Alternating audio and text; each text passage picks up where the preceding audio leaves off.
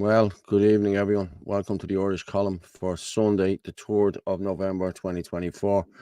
My name is Paul Fitzsimons. I'll be joined tonight by Anthony Casey, and I think Matt Murphy will be with me, or it'll be on later on as well. But we're just going to dive straight into this, and we'll talk about in more detail in a while. But there was a horrific attack on a young child, a 15-year-old young lad in Ballaghaderreen.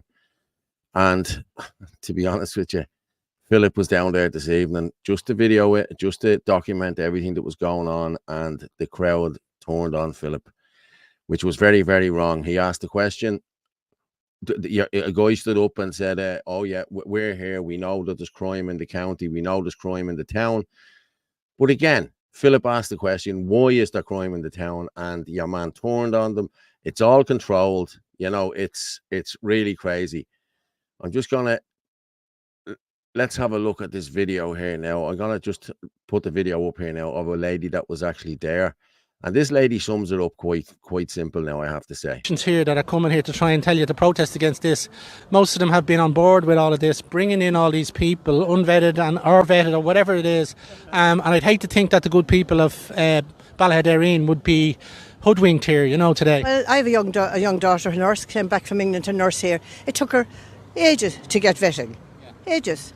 They don't want her back, you see. That's the problem. They don't. The Australian nurses during COVID, they wanted to come back and they didn't want them back either. Yeah, well, what a big hoax that was. And however, have you any political affiliations at all yourself? No political affiliations. And who did you traditionally vote for, can I ask you? I lived in England for a long time. I suppose because my father was in the army and a civic guard later, we would traditionally maybe be Fine Gael. But when you begin to see through and realise they're all the same, they deliver the same thing. We're dictated by Europe anyway, and we have no sovereignty. They're pretending we have, and they're all talking about small communities and input and small people. That's all bullshit. I can see it for years. What do you want to say to the government, the local TDs here? Basically, the people who've been running this country for the last 10, 20 years, what would you like to say to them? Because they will be watching.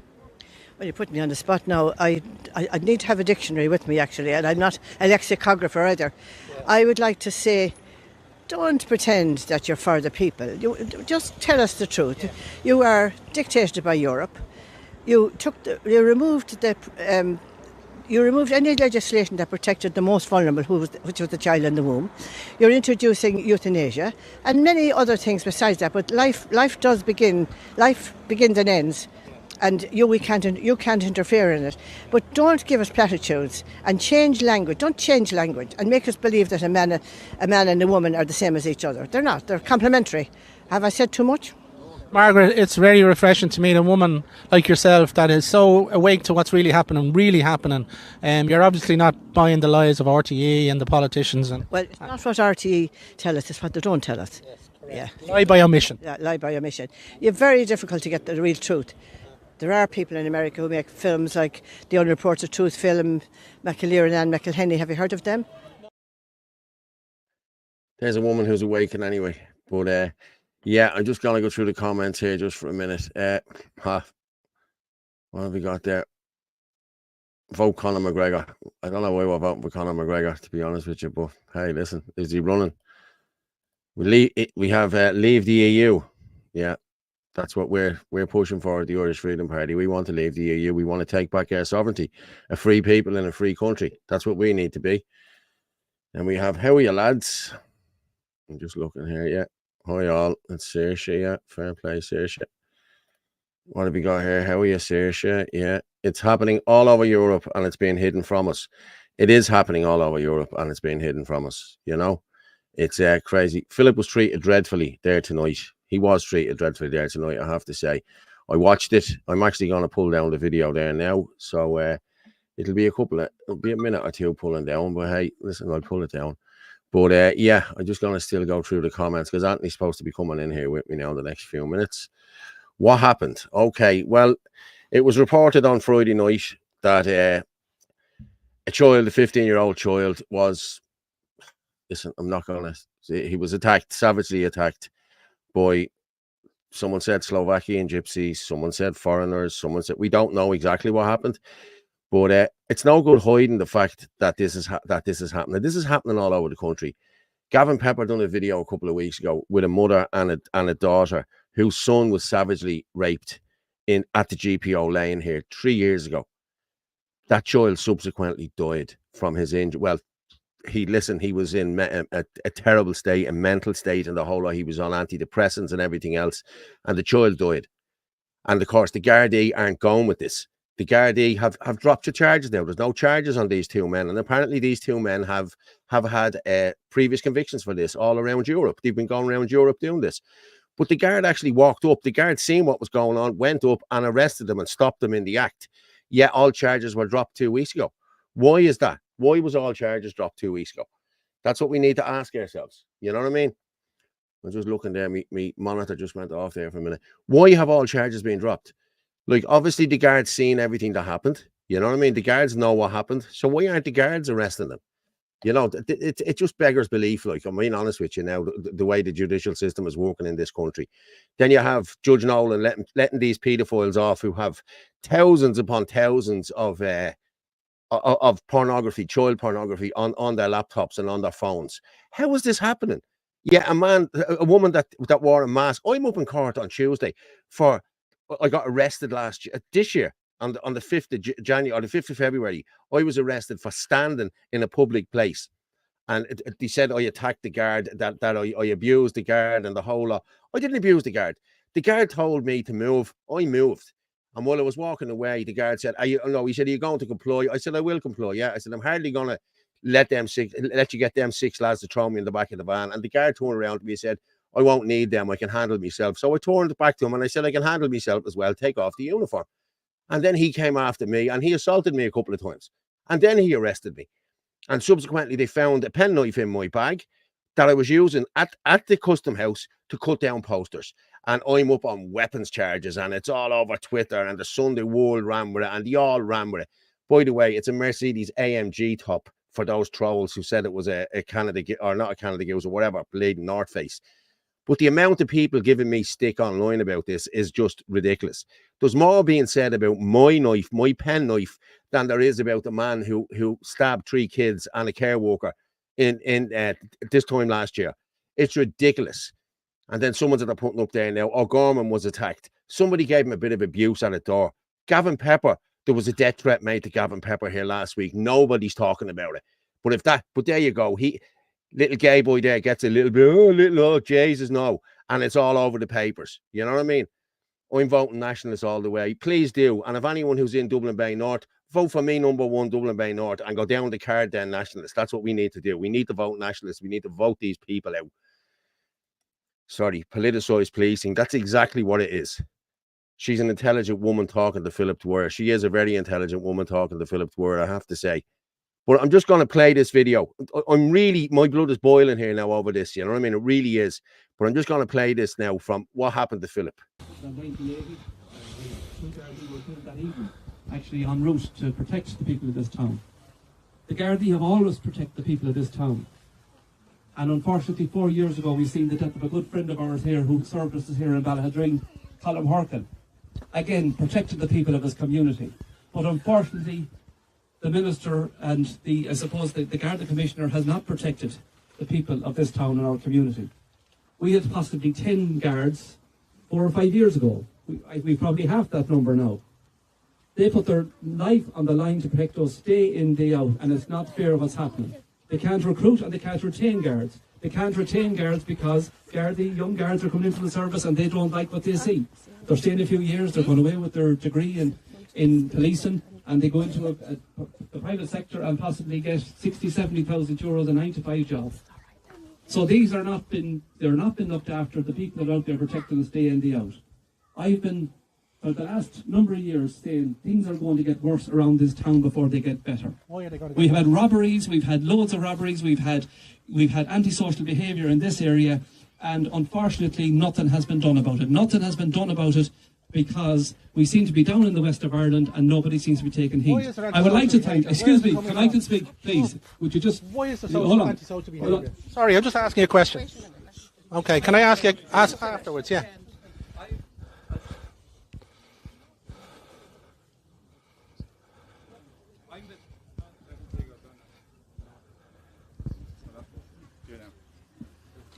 I'm answerable to nobody. I'm a member of this community. I have been all my life in this town. I'm 30 years working in community development around this town, okay? It's a question. So you'll have your chance. You're a mouthpiece and we know you, okay? Thank you very much. Okay. Thank you very much. We are people in this town. We will stand together as people in this town, not people that come in and infiltrate our town. So the best thing you can do now is if you don't have the politics thing, move on. Because we know you're the length and breadth of the country going around stirring hatred and all that. It's a question. Ballaghaderreen will stand together as they always have done. And they won't put up to It's a simple question. No. Who's going to move me? You have no relationship with this town. Who's You just come in and you just want to stir stuff and feel it around here. Excuse me. Can you address the issues, please? Can you address the issues? What's affecting this town? Please, can you address the issues? Okay. We are people, and we are a community in this town. We're a very, very tight community in this town. We work together. We might fall out over football, we might fall over politics, but as Ballaghaderreen together, we're 100% together, and we are united. Yeah. So if you think Good. the show here tonight Good. is to have divide people It's not about me, it's a question. in the wrong town, and good luck with you. Get out of it. Yeah, I'm trying to respect him. He's respecting me. He's not respecting me. You're not respecting It's just a question. Just a question. It's just a question, that's all. This is about dignity and respect. Aggressive is raping young 15-year-old boys is aggressive, okay? That's aggressive. Do not go in. Hey, if you don't calm down, you have to leave. Go away from me now, buddy. not go away from Go you. away. I I'm won't. telling you now. Go away, this is a free country. No. It is. Ask questions. Let go of that mic. Let go of that mic. I'm not touching your mic. Get the court mic. Where's O'Brien? I'll get him to move him. Let go. O'Brien? Who's O'Brien? The guard from Who are you? Who are you, by the way? Who are you? Who are you? You came to me. You came to me. Yeah, because you're a mouthpiece now. It's going to stop you going to leave. You can't ask questions about allegations. Okay, simple. So unless you I'm here as me. Now, just looking at your man that came over and told him, I'll get O'Brien. Did you see the earpiece hanging out of his ear? What was that earpiece for? These are all controlled. Any of these protests that you're not allowed to speak at are all controlled. I'm telling you now. Okay, I'm just going to go with another few comments there. Exactly right, Sal. The Garda are not the Garda anymore. They are tyrants, and it's true. It is true. He just called him a mouthpiece. Yeah, they did. Philip is only there doing his job, trying to get this out to the rest of the country. Nobody sees this. Nobody sees this. Unless we show this here, or we show this, or Philip does this, nobody would have known about that tonight. Nobody would have seen that. But the papers would have went tomorrow. Oh, Philip, it'll be all over the papers now tomorrow that Philip Dwyer was ran out of. And if you look at some of the crap on Twitter, Philip Dwyer was ran out of Ballaghaderreen. He wasn't ran out of Ballaghaderreen. He spoke to a few people. I'm just going to go here now. It's sickening, yeah. When the government instigated politicised police and politicised judiciary and this mainstream narrative that serves the interests of the regime, that's communist Marxist tyranny in a nutshell. That's exactly what it is. Well done, Philip. Fair play to you, Philip. And I'm going to text Philip now. If I can get a hold of Philip now, I'll text him and see can I get him on. He's probably on his way home. But, you know, I'm just going to bring Anthony in here now. Hello, Anthony. How are you, brother? How are you? Good. It's disgusting, isn't it, what's going on? Paul, how are you? Can you hear me okay? Oh, you can hear you fine, mate. Yeah, I'm just livid with this crap, look, you know what I mean? The way this has been portrayed, that Philip is the bad guy here. As I said, Philip, nobody would have known about that vigil or seen anything about that vigil if Philip hadn't been down there reporting on it. You know, it's disgusting. 100%. I didn't know what was happening until they were talking about it on X that Philip was down there. I think I was watching the live video. Did you do a quick video of the vigil there? You probably played it already, did you? I didn't play that. No, I played one or two that I had pulled down, but we'll play it there in a minute. Do you want to go with the vigil? Do you want to go with that now? Yeah, and I think Doran is on site and he's going to come on in about 15 minutes and have a chat to us about what's going on. I have Doran there as well. I have a video of Doran. I'm just pulling it down. Yeah, but he spoke to Philip as well. I didn't get to see it, but I'm after cutting it there now. But listen, we'll go with the vigil. Just the Ballaghaderreen vigil. Evening, everybody. Back to you again. This is Papa J13. I'm up in Ballaghaderreen, and this is just a selection of the crowd that are doing a silent protest, silent vigil in Ballaghaderreen. They've come together on a sad occasion that a young lad of 15 has been accosted over the weekend in Ballaghaderreen, physically assaulted and brutalised in a really bad way. This is some mother's son So you feel sorry for the son and for the family, and indeed for the whole town. This sort of thing has been brought into every town, every village in Ireland, and it has to stop. So, you know, the government has done this to Ballaghaderreen. There's no two ways about it. The government has done this to Ballaghaderreen. End of story. And that's what they're doing to every village and every town around Ireland. From young and old are out here in solidarity, holding arms and linking each other in a vigil. And it's lovely to see something like this happening, that people come together, but this shouldn't have to happen. The march is going to up as far as the Garda station, and it's just a selection of the crowd as you go along. It's very emotional actually for everybody. It's very emotional for the family, for the friends, and everybody else involved here. This is Papa J13 on TikTok. Please like and share and support the people of Ballaghaderreen if you can. Thank you. Yeah. Yeah, so there's been a lot of speculation of what's going on here. I don't know if you spoke much about it. Sorry, Paul, I had a Wi-Fi connection. Yeah, putting the kids to bed and all. I know. Listen, I know the story. You know, it wasn't even that. I do this usually from the back garden garage, and usually I get 1 bar of Wi-Fi. I didn't get anything. I'm upstairs now trying to, with the kids. But anyway, yeah, I believe there's a lot of rumors going around, and we can talk about what's allegedly been saying, that there is 4 to 6 Romanian men after gang raping this 14 or 15-year-old boy down the side street on Halloween night. That's what a lot of people are talking about. Now, that's allegedly now at the moment, but that is what the local word is. We might get a bit more information on that. Dorn is just there popping in, I see. I've seen him there now. I've seen You him probably there heard now. the same. Did you hear? What did you hear, Paul? I heard the same, and I'm gonna be honest with you. If that happened to one of mine, we wouldn't even be talking about this here now, Anthony. I'm telling you now, I'd be sitting in Mount Joy rotten, because I'd be at the gut and every bleeding one. I don't care what people think of me or what. I just don't care. I really don't. This is boiling my blood now. I'm telling you. I'm gonna bring Jordan in here now. It's gone way too far now. It's gone. And I'm talking to Philip the way they spoke to Philip there. You're an outsider. You're this. You're that. He only asked the question: why is this happening? Why is this happening? It's happening because of immigration into the town. There was a video there. I'll download it in a few minutes. It was during the year they showed this, Ballaghaderreen. It's turned into a kip. Ballaghaderreen used to be a lovely little town. I used to pass through it all the time, going to Mayo, going to Achill, and it was a lovely little town. Now it's a kip. They've given all them houses that were not derelict, but they were empty. They've all gone to Roma gypsies and these migrants. And I'm going to bring Doran in. Hang on. How are you, Doran? How's things, mate? You were there this evening. How are you, Paul? I'm not too bad now. How are you, Anthony? Good. How's things? How are you doing? How's it going? My not blood too is bad. boiling, Here's my friend, mate here, Liam Heffernan. How are you, Liam? He was with me up in Ballaghaderreen there this evening. And it was good turnout, I have to say, but it was controlled by the NGOs. They basically took charge of it. Anytime anybody wanted to ask a question about migration or anything, they grabbed the mic off. What's your man's name again? The bald guy, yeah. Yeah, nice lads. They pulled the mic off him straight away anyway, and wouldn't let him talk about it. You know? Well, he actually even said on camera, didn't he, that I know I have to stick to the script here. You know, so he's been warned beforehand, like, you know, this is all just an orchestrated thing. And we were down there a year and a half ago, and they were saying exactly the same kind of things. Like, you know, there's a very well-oiled machine down there that seems to not just have the couple of leaders, but there's a few people in the crowd that then were kind of rushing to come up and. But did you see your man in the crowd there that told Philip to that he get a move by O'Brien? He had an earpiece in. Did you see it? He was like something else. He was a security guard there. I was right beside him when all this happened.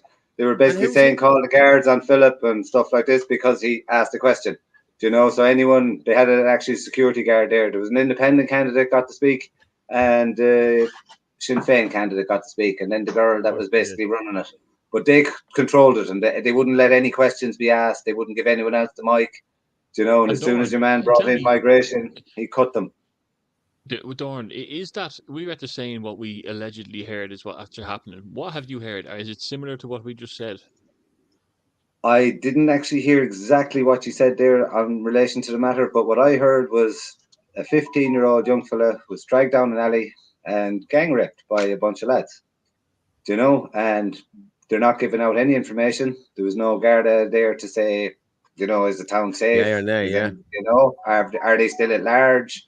Do you know, can you let your kids out again? There was a very solemn mood in the place. We heard allegedly that it was 4 to 6 Romanian men. This is what we're hearing, basically, you know, but we should be getting information on this, and we're not. You know, it's the lack of getting information when there's a situation like this. Is there a Garda police force taking over on this? You know, even if everybody knew basic information, it would relax the town. You know, now the town there was very solemn and quiet about it, but a candlelit vigilant for the incident that took place is a little bit, you know, you'd want answers. You want a lynching. lynch mob. And it was NGO controlled. That's what you want. Yeah, well, the thing is that the cameras littered with cameras. You know, they're them cameras that the guards can look at from their thing and have audio on them, so they can say, "Hey, stop doing what you're doing," or whatever. That they actually, and the alleyway where it happened has 2 on either side of it. So I don't know how the guards had a couple of days there to figure this feckin' out. Like, so why wasn't a guard spokesperson there? Why weren't they demanding a guard spokesperson to give us exact up-to-date information, as Doran said, so your children can feel safe, like, you know? But instead it was like, oh, no. Like, they actually said, we don't hate anyone here now.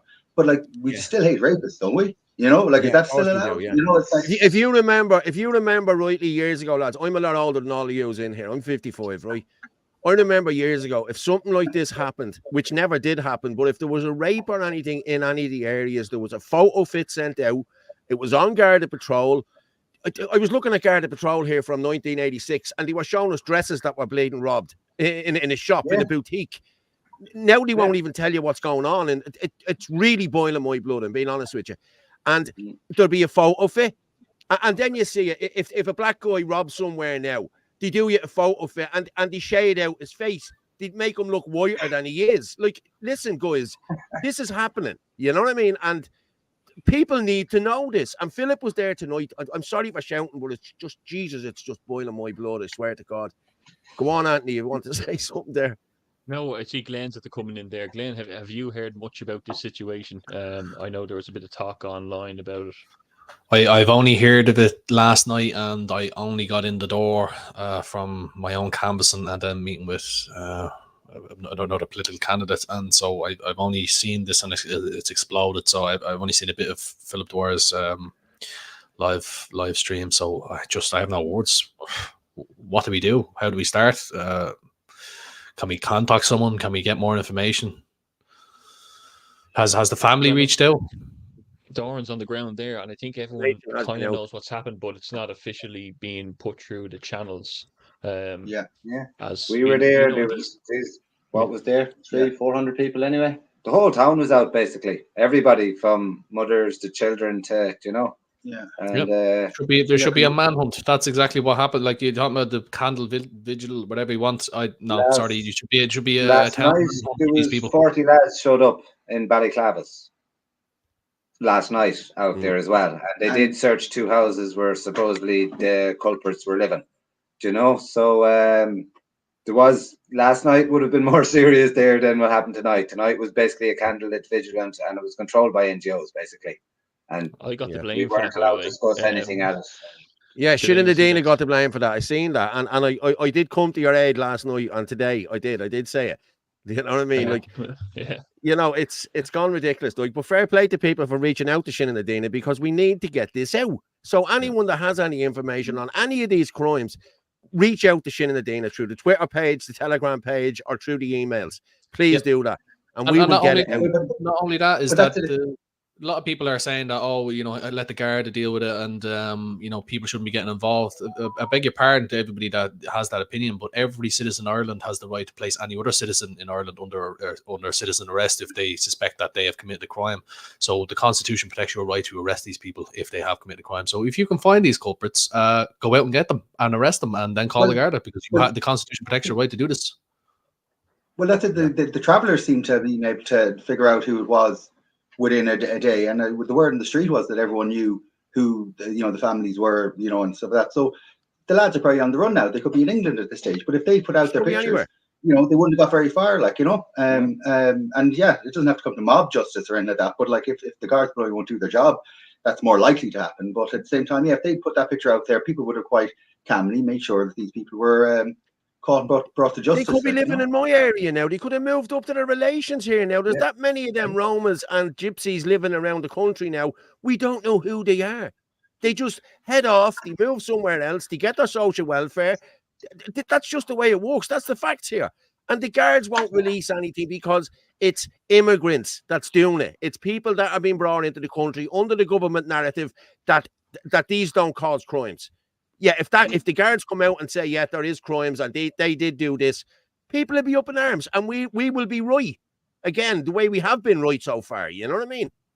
Well, I mean, when have we ever heard of gang rape before in Irish culture? It's not something that exists. So, I was at 2 Garda meetings, public meetings this week.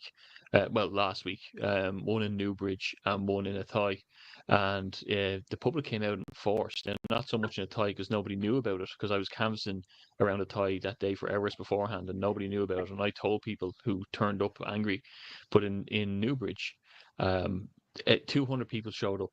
And they hurled abuse at the guards for all the crimes going on in Kildare at the moment. And I know everyone's sick of me saying it.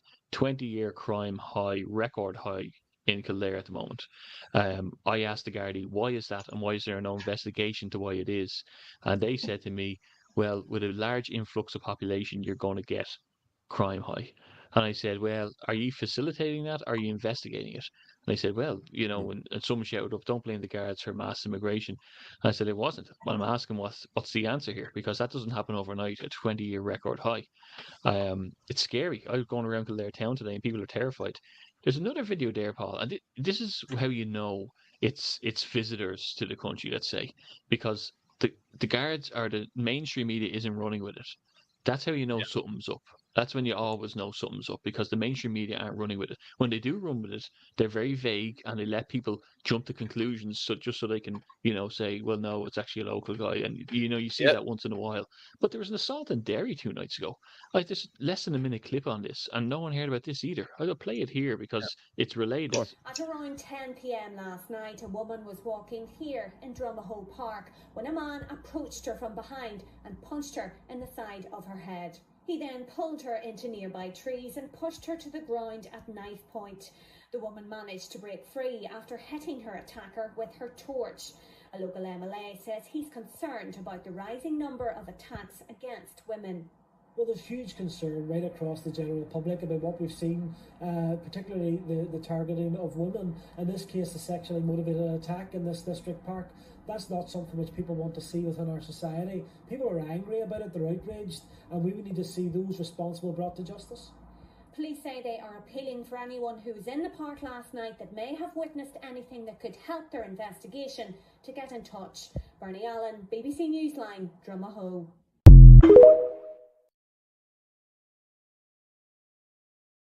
You might notice the narrative there is that, there's attacks on women. Let's investigate this. No, it's not attacks on boys when it's down, the countryside. They don't want to talk about it or whatever. Like that whole Ashling Murphy thing, when it did happen, was all a documentary RTE about men and toxic masculinity. Yeah, and it was kind of like, we're terrified for our sisters and our mothers and our daughters and our cousins. You know what I mean? Like, we're the ones who are outraged about this. We're the ones pushing back on Sharia law because we know what it means to women if Sharia law gets in here. It's not going to mean much to us, bar maybe in knife crime. But when women marry into that culture and that culture becomes prevalent, it's very, very dark for women. So like it's, we're trying to stop all of this. But if anyone does know that, like someone's saying loads of assaults in Derry, like we did put out the call, Shinadina, for anyone down there to try and get verified information. It's hard to get verified information on this because it's after happening a few days ago now, and these people are gone running. How do you pull them out? Is he going to be able to identify them himself?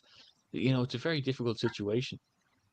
I'm just going to play Doran's video. I'll play your video now, Doran, because you spoke there to Philip earlier on. So I'm just going to play that. This is the first time I've seen it now myself. Ah, lovely. Well, go. It's the first time I've seen it too, because I've only just downloaded it. But listen, I'm sure it's brilliant. Don't worry about it. If you're telling the truth, you're telling the truth. What's going on in the town? Sorry, excuse me. What's your name again? Martin. What? Doran McMahon. You're running for the Irish Freedom Party for the Galway West. Yeah, I came up here. Give me your thoughts. I came up here today to support everyone because there was a horrific crime in this town there on Friday night, and this is going on everywhere, and it's not getting any coverage by the main media. And I'd actually like to say fair play for coming up here to give this some media. It does need media. Do you know? 10,000 people looking at you now. Oh Jesus! Well, all it's a national of national interest. It's a national problem. It's an international problem as well, and that's probably a lot of these people are from abroad watching this. Go ahead. You're dead right. This is an international problem, and if we can't learn anything from our neighbouring countries across Europe, what's happening over there, what happened over there that took 10 years to take place over there will take 5 or 6 months to happen here when we get the full flood of migration here. This is the tip of the iceberg, what's happened right now. Do you know? And we all need to stand. These good people here, these good people, I mean, there's no malice in these people, but they are being led down the garden path by these what do we call them, operators, these infiltrators of government narratives and everything else. It's like, no, we'll just focus on, it's a Garda problem, we don't have enough Garda. You couldn't be further from the truth. More Gardaí in this town is not going to solve a rape problem. If you have guys going around the street, they don't care about law and order, these people. You are correct. The main root of this problem is mass illegal migration coming into small rural areas where we do not have the safety measures to keep our own residents safe. I believe it's gross negligence on behalf of our government, and they should be held accountable for gross negligence. They're basically, Irish people are becoming a second class or third class citizen in their own. What's your full name again? Doran McMahon. Doran McMahon. What constituency are you running in? I'm running in Galway West. Galway West. And do you feel you're getting a good response at the door with people? I haven't started my campaign yet. I should be getting my flyers on Monday or Tuesday, and I'm going to start hitting the doors. Let this be the start. Please God. And I've got a great response so far from all my support groups and everything, and please God everyone wakes up and realises that this is a migration problem, not a rural town to town problem. This is all over Europe, and we need to put a stop to it. Do you know, it looks like they're trying to put the lid on this one big time because of the nature and the horror of the crime and the amount of men that are allegedly involved. Supposedly 4 men had got the wherewithal to come together and decide to rape a young 15-year-old boy. That's what it appears to be. That's what the allegations are. The dogs in the streets here have known about it. I'm not saying it's 100% true or whatever, but that's what we're hearing from sources in the town. Well, this is what I heard as well, and as I said, this is my neighbouring county, so I had to come up and support the people here. But it runs deeper than this, Philip. We've got 277 children died in state care over the last 10 years. We've 800 plus children, we don't even have an official figure on it, that are still unaccountable for. Do you know, that is appalling. Do you know, someone's, like, technically for every child that goes missing in this country, a minister should roll for it, and they should be held accountable for it. Do you know? Listen. Thanks. Doran, well done. Best of luck in the election, yeah. Well done. Good man, Doran. Well said. I have to say, Doran, fair play to you for wearing the jacket. That Irish Freedom Party stands out, so everybody listen to you. You just explode at the Irish Freedom Party name. I know, fair play to Philip for letting me have my say anyway. And I believe Philip Dwyer should have been there. It's the only media that got the whole thing. So I don't know why they were giving out to him. Technically, NGOs, do you know? They don't want to come out what's really going on. They're trying to suppress it all. As I said, this is a crime that we've heard about. This is going on all over the country, and we're not hearing about it. There's getting no publicity. I guarantee you there's probably 20 candlelight vigilance every month in this country that we don't hear about, you know, of a similar incident, you know, which is the sad thing about it. Yeah, and a lot of these like the parade that, you know, they're there. Like, it's crazy that these local politicians capitalize on, you know, speaking about this virtue signal. I think the Irish Git did a video on that, Paul. Will I play his video on the... Have you got it there, yeah? Yeah, I think I... it's not there now. It's not there now. I'll upload it there when you're talking. Okay, cool. Yeah, I think he was just basically saying that these politicians are jumping on board and they're saying, oh, look, I'm here holding the candlelight vigil and putting it all over their Facebooks as a way that they're helping out the community, you know. It's problem solved, they move on and they go back to work tomorrow, you know. So it's a sickening thing. I'll find it. The Irish get did a video on it, so I'll let you know when I have it ready here. Just upload it. Yeah. Well done, Doran. People are going, well done, Doran. Well done, Doran. Thanks. Very articulate. Who's jumped off there? Doran jumped off there. He hit the button, did he? Politicians sabotage the event. That's exactly what's happening here. That's what they're doing. Yeah. Which shows the extent of how much our constitution has been trampled on. Yeah. Fucking baseball, Vigil. That's what you want. It's true. I'm going to be honest with you. I'm not advocating for violence a whole lot, but it's gone that bad now. You know what I mean? It has gone that bad that this is what's going to happen. This is what's going to happen. Vigilante's going to come back into the country now, and people are going to start doing this themselves. If you look at it, Ferg and all them have set up, they're trying to set up some sort of security for his area. I think Coolock are trying to do the same. Like, all these communities are just going to have their own people going around stopping this because the guards are not doing their job here. Like, I played the video. I had a girl on here last week. I don't know whether you've seen it or not, who was in Burger King for 15 minutes. They were locked in behind the doors because there was a guy outside with a knife. Okay. That girl contacted me the next day and she got on to the girl in Burger King. And your woman told her that the guards told her to say the guards were there in 5 minutes. The guards were 20. It was 20 minutes after she left, and there was still no guards. So, and I wouldn't mind Coolock Garda Station. You could throw a stone from Coolock Garda Station and hit fucking Burger King. You know what I mean? That's how near they are. You know what I mean? So it's just. Listen, I'll probably get crucified now on Tuesday for this. You know what I mean? When I'm up in court, but like as I said, my knife crime is worse now than anyone else's. You know what I mean? There's guys going around stabbing people. There's guys chasing people. There's kids getting raped. But yeah, my arrest is the one that's all over the papers because I was arrested at a protest. Cop on, for Jesus' sake. The media need to start doing their jobs. Otherwise, go away. Get out of it. Disband a whole lot of them. I'm sick of it now at this stage. Rant over. Now in Newbridge, in fairness, they were saying to the guards, like, everyone knows the main drug dealer in the town. He's supplying everyone with cocaine. He's in that house. You've been rang about every single day. I look at my window and they come and go, and he just never send anyone. And they're like, yeah, we're under resourced. They said, well, he's walking by it, and they said we're going to take the law into our own hands and get him out ourselves. And the guards kind of shrugged. They were there to launch an app called Carja, which would put petty crimes back into the hands of the locals. So it was like they're offloading, their phone calls because they had no resources. So if you see a phone alarm or a car alarm going off or a house alarm going off, don't bother ringing the guards. Get in touch with your local area. Or if you see someone loitering around a certain part of the park, let the locals know. Don't let us know. And it was a real cry of like, we're underfunded, under-resourced, sort it out yourself. I have that visual there. When I play that, it's just a minute long, just kind of exposing these politicians. Are you Irish? Are you stressed or worried? Well, fear not.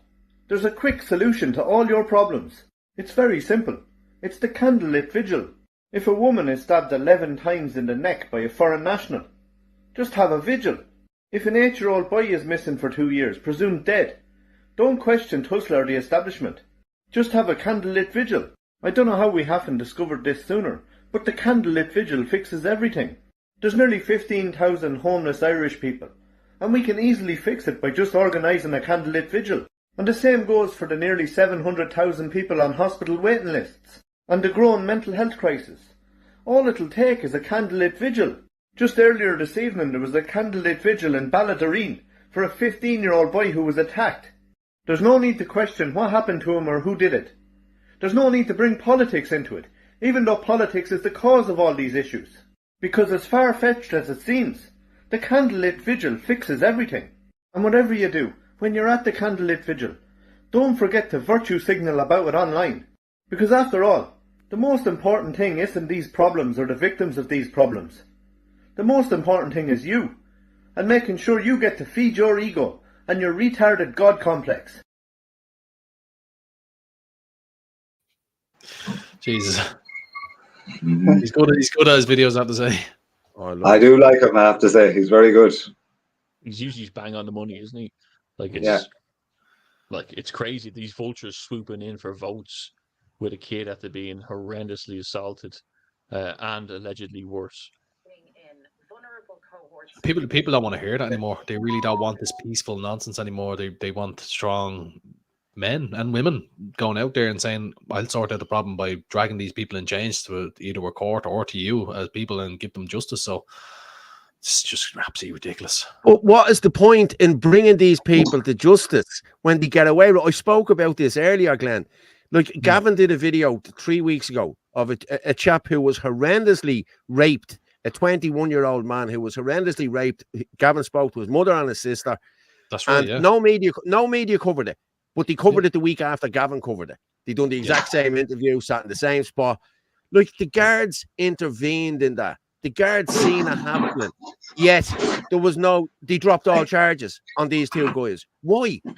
Then you have Justice Nolan, who's letting away paedophiles with thousands upon thousands of child pornography on their laptops and everything else. And as I said again, me for having a bleeding penknife is up in court on Tuesday. You know, it beggars belief. The judicial system is gone in this country. It's gone. We're shown signs of a failing civilization. That's the only way of actually clarifying that. And that's it's not a nice thing to say, but it is. If your law is starting to fail and your politicians are starting to fail and your culture is starting to fail and your economy is starting to fail, we're failing as a people. And that includes everybody else here, not just the Irish. Anybody else here is trying to contribute to society. We're failing big time. And many people out there. No. Sorry, Glenn. I'm just going to ask. I can't get Philip on. I'm at the trying to get him on Twitter there. I haven't got a number for him. If anyone knows Philip, send him that number there, will you? 089 203 1521, and we can get him on the show if he wants to come on. You know what I mean? So, we'll send him a link there. I can send him a link. Once he texts me to that number, I can send him on the link straight away, and he can be straight in here talking to us. He's probably on his way back from Ballaghaderreen. Can I send him the link you sent me? Have you got his number? Yeah, we have his number here. We'll send it to him. Send it to him there now if you want. Fair play to you, Doran. Yeah, you send it to him there and ask him, does he want to come in? Yeah, good man. And the exact same thing that I was saying is the sort of thing I would be speaking to at the door. You know, I don't tell people. Some people ask me, like, will you be able to change a lot of things? Is things going to change? And I says, no matter if I get in or not, this country is going to hit a very serious, deep, dark place in the future, because this government has borrowed more money than you can imagine in hopes that the economy will keep afloat, basically. And we're not going to keep a balance. We're going to collapse. I think we're like one of the greatest countries on earth that owes money out. I think every child in Ireland would be 640,000 euros in debt. This is like we'd be the equivalent of what happened to Venezuela. We will collapse into the abyss. We cannot pay that money back. 3.3 trillion in external debt and 250 billion in, and they say the Fianna Fáil and Fine Gael government keep saying we're one of the richest countries in Europe. That's because it's all borrowed money. We're borrowing more money and we owe more interest back to the banks, and we owe this money back. We're actually borrowing on behalf of other people. We're borrowing on behalf of the asylum seekers. Like Herman says in our party, Herman made me aware of this in terms of the money itself. If you look at the National Children's Hospital, 2.1 billion euros a year. People are shocked by that. That's huge. But we pay that for the asylum seekers every year. Every year, the hospital is only one building, and it'll last you. Build it once, and that's the payment. But the asylum it's 2 million a day. 2 million a day, I think it is, to house asylum seekers. The proof is, look at the government. Look what Jack Chambers did for the Fianna Fáil. He had to borrow 10 billion from the European Central Bank in order to accommodate asylum seekers. We're actually borrowing money for other people that contribute nothing to us. That is how stupid this government has gone. But Susan Delaney, when the economy collapses and we can't afford to give them any more benefits, do you think they're going to stay here and work and help us pay back those bills? No, they're not. They're just going to leave and move on to the next country. Yeah, exactly. We're going to have to pay for their debts. Like we've become this is where I use this word. We've become a stagnant nation, and decadence has hit us a lot. We don't know how we failed. We honestly, if anybody's out there, we failed as a civilization. We've screwed up big time. And a lot of us, even in the Irish Freedom Party, we blame Fianna Fáil, we blame Gael, we blame everybody. If you want to know who's responsible, look into the mirror. We voted these idiots into power, and they ruined us. That's the point. I'll be honest with you. Susan Delaney pointed this out to me. Susie and Stephen Kerr. Susan pointed this out to me about 3 weeks ago. Everyone's ranting on about the modular homes are gone up from 220,000 to 440,000. That's an untruth, because in 2022, them modular homes were 42 grand. Then they went up to 220 grand last year, and they went up to 440 grand this year. So they've gone up 10 times what they were at the start in 2023 or 2022. Now, who's ever getting these contracts? It's all brown envelope jobs. It definitely is. You know what I mean? It's ridiculous what's going on. You'll build a concrete home for less than that. You'll build a big house for less than 350 grand. You'll build a serious house for it. In a concrete one, 5 bed. 3 bathrooms. How they're costing the same price for a modular home is someone's skimming. That's someone's skimming money off that, and someone's getting a lot of money into their pocket. No different to the overspend with the hospital. Sorry, we have a question there. What's your take on BRICS? I can answer that. It's you don't need €2 to get the answer. Michael Nolan, if you can highlight that. So for those that don't understand in what BRICS is, I believe it's Brazil, Russia, India, China, and South Africa. Saudi Arabia. Is it? No, it's South Africa, I believe. Is it? Okay. Yeah. So they were meant to be the upcoming economic powers. They have a combined pact, and it's not military, it's economic. They claim to be the next economic superpowers that will be coming up.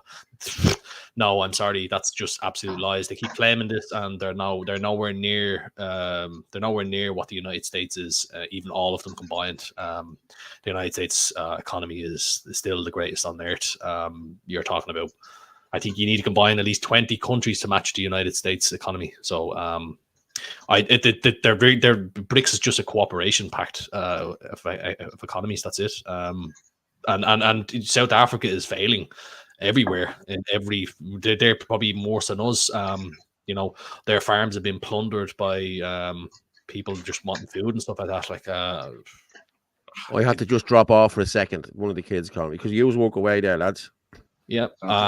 I don't know much about Brazil. Russia is doing very well, but Russia kind of keeps to itself. And China is it's doing well as a communist country, but it has its own problems. But no, I don't really have a big opinion on BRICS. They don't. I mean, no one really knows what they are or who they are or what they do. It's just an economic pact, I suppose. Nothing militarily, nothing to offer the world really. That's my opinion.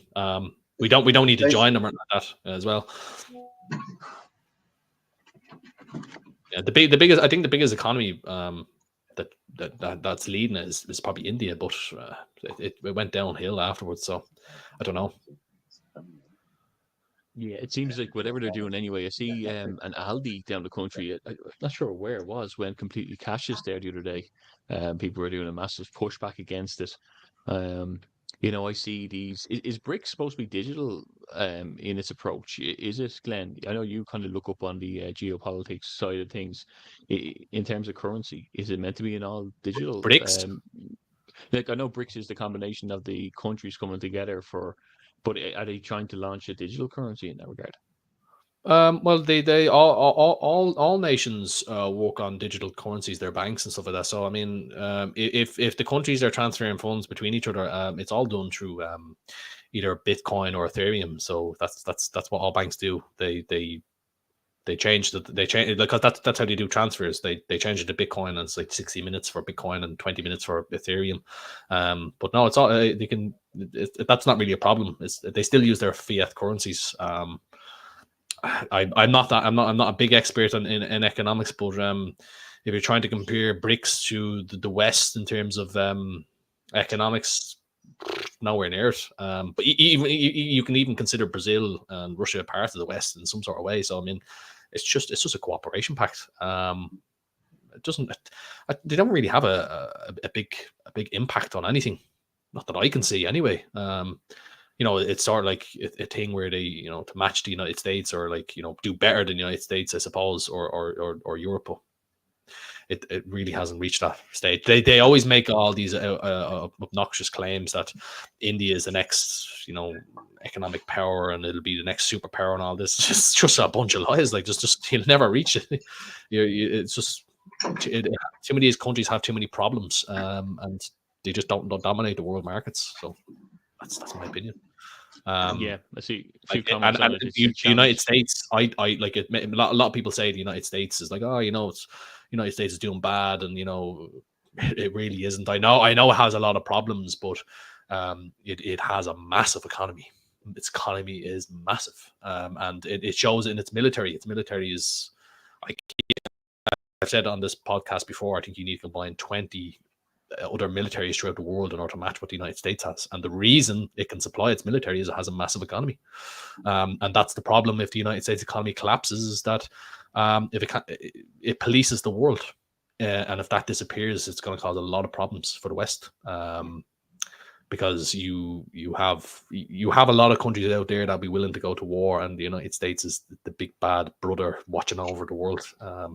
So you have like China watching out for Taiwan and wants Taiwan back, and you have countries in Africa that are willing to kill each other, and the United States is like, no, you don't be doing that, otherwise we'll bomb you. So no, I'd be terrified if the United States economy collapses, because it is, if a lot of people don't realize, it is the global police for other countries.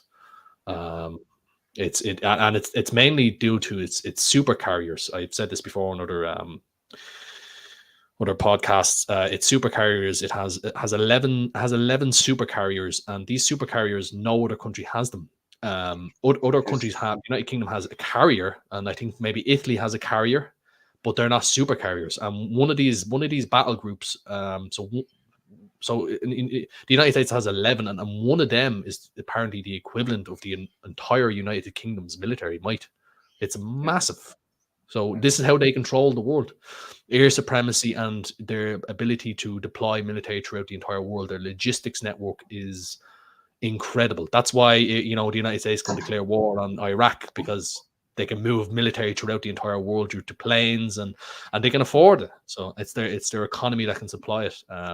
And if that disappears, you'll have plenty of countries out there going, we don't like our neighbors, and the United States is out of the picture. So, geez, why not? And I'd say that's exactly what China is doing at the moment. It's looking at Taiwan and it's saying, geez, the United States is having all these problems. We really want this island, but we could wait 10 years and we'll get it. We'll get it we'll declare in war in 10 years on Taiwan, take the island, and the United States won't be able to do anything. So everybody's in a waiting game for the United States to collapse, because it's very obvious that the United States has a lot of problems, internal problems. And can I push back on something you were saying there, Glenn?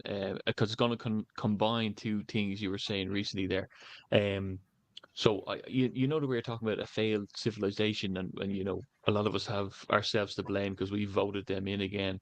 And I think that is true to an extent. I think the amount of money that's been gone into this grab of control in the last 5 years, or maybe plus, but it's more evident, has been, like, they talk about trillions of dollars worth of propaganda for climate emergency scams, or like all our carbon tax now. Like we have inside our leaflet, and we're saying this at the doors, we're trying to abolish the carbon tax. Every brick in the house is carbon taxed. Every litre of fuel you put into your car now, it's just another taxation to push and push and push by this climate scare. But and people, I really feel people are so hoodwinked, and in a way I'm kind of saying, I can't blame them previously for voting them in, because some of the stuff they're doing, you would never have thought, you would have thought it was so far-fetched that they would be disingenuous I was naive to it a few years ago myself to think that, these people want the best for us, I suppose. They're governing our country, and yeah, maybe they dropped the ball. They didn't know how to handle this, that, and the other. But now, every year, it's become more and more clear to me that they are just looking out for their own interests and, the higher ups' interest and affect what we think. And we're seeing this clearly in Ballaghaderreen here, where, they're not covering what's going on. And that's only a small piece of the puzzle. And they're bringing people in for, under the guise of humanitarian, reasons that we're a welcoming country and these people are at war. Where we know most people aren't coming from the northeast of Ukraine. Even when we're building these modular homes, they're all in the west of Ukraine, most of it, where there's no war whatsoever. And it's just like one of the first doors I hit today, I handed my leaflet to the man. I know I'm kind of jumping around, but I'm still talking about the same hoodwinked community. And he says to me, he's an old chap, and he goes, "Oh, look, you're running for the wrong party, unfortunately." And I said, "Well, what do you mean?" And he goes, "I've been voting Fianna Fáil all my life. And that's the way I'm." He nearly stood up strong, like more straight and proud. And I said, "See him over there? That's my 11-year-old son, and he won't get a house in this country because you continue to vote Fianna Fáil, and they have destroyed this country. It is a record homelessness crisis, record housing crisis, a record inflation, record emigration." And I said, "Record crime rate, and we've never seen Ireland like this on its knees before." And I said, "And you're stopping my kids from having a future." And I said it like that. I wasn't annoyed, I wasn't shouting. Well, not that I wasn't annoyed, but I was trying to get the point across. And he said, "Well, I'll take a look and see what it says." Well, that's the type of person I'm kind of like, you've let us down. You've created this, and we have to clean it up now. And in a way, I can't blame them a few years ago. At this stage, I'm kind of like, all you have to do is look outside your door. So it is very scary. And just back to the point of, it's ourselves in the mirror. Maybe it was beforehand, and there was a lot of propaganda, and it went around the world that these people are governing us for our best interest. And now it's really clear to see that we're standing up. We're not politicians. We're not career politicians. But we're standing up because enough is enough. And the likes of this, what happened down the country there in Ballaghaderreen, cannot go any further. We're trying the diplomatic route. And even the diplomatic route, they're risking, if you say the wrong words, we'll throw you in jail. It's not anymore if you go and grab someone, or if you, roar and shout or grab someone to the ground. Now it's, if you call someone out, you're a racist, you're a fascist, you're a bigot. Don't mind what they did, raping a 14-year-old boy. So they have the tide turned on us so much. But it's a long way of saying that there is a portion of society, and a lot of them, you see in the Vigil, you see these marches, to have woken up to these guys. I just hope it's not too late in that regard. Well, to that point, that's the problem, is that because they have such sophisticated propaganda at play in these towns, even though the crowd was out and supporting, you see the crowds, it was, hundreds and hundreds, and all nice and organized, but they're all in GAA clubs, they're all in different kind of organizations, and each of them organizations has one of these people that are connected to an NGO feeding them the line, which is our line up to a certain point, but like their conclusion is, but just wait and see, it'll all be grand, and people are buying that, and that's why they all turned against Philip, instead of actually there being proper anger there, people are still confused because they've been brainwashed, or what's the word, gaslit, by all these fellas, because I was there kind of I work with Grip sometimes, so I'll send the stuff I got up to them. But so I said that, and then all of a sudden, a queue of these locals, they were just random people from the street coming up to give me interviews, and I was amazed at how they could all spout the propaganda perfectly, but and he also be calling for some of the more hardline things, but always had the same conclusion that, but we have our responsibilities to the world, and sure, it'll all be fine, and we'll eventually gel. So just take it easy, and yeah, thanks very much there, so and they were literally saying their bit, and then and thank you, bye. So they've been program trained to do that. I think they were consciously doing it, where other people then just parrot what they heard, and then at the end, we did kind of shout out, well, what's happening with the fella? Do we know anything about the crime that was committed? And there was just kind of silence from the whole crowd, because they were like looking to the top table, are you going to answer that? And they just ignored it, and then the rest of the crowd ignored the question, and they all went home.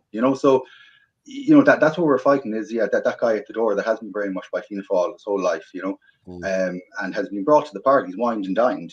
We forget all the work that these guys do in the background, between funding for clubs,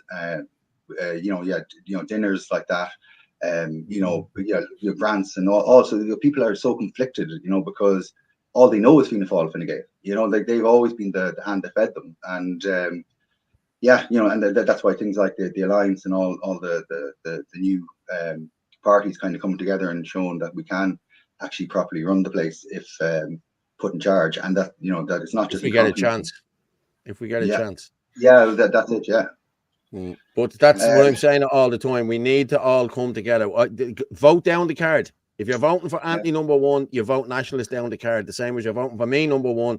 Or if you're voting for any other nationalist, you vote down the card. Paul Fitzsimons is number two, Glenn Moore number two. You know, you have to go down the card and vote nobody else. By the way, the reason I got changed here was in the next half an hour, we'll probably be talking about the American election. So I'm a big Trump fan.